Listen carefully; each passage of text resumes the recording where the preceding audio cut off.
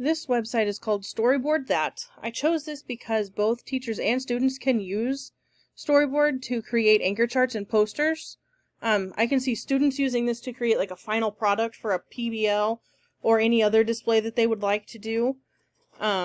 Older students could make anchor charts like what I have pictured here that I created for younger students as some kind of a connection piece between all students.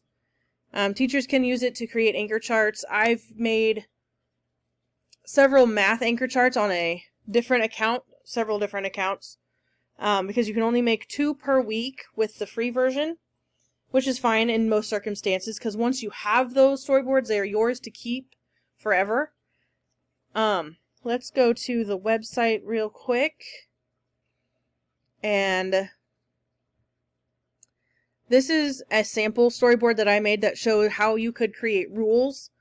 You could change your scene, like if you wanted to, instead of the playground at school, you could go to the bus and drag it in, and you could still manipulate your students around. Let's click on this boy and edit pose, and we're going to turn him around, and we're going to make it so he is sitting, and I will update his pose, and I will place him in this seat.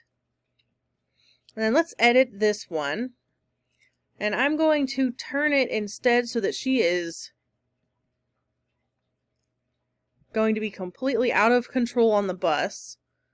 Let's update that. And I'm going to make her a little larger.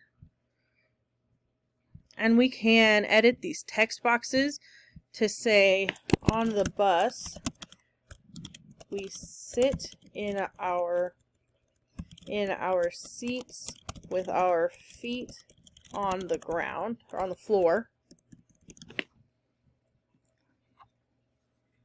And then this one, we could say, this helps to keep all students and adults on the bus safe.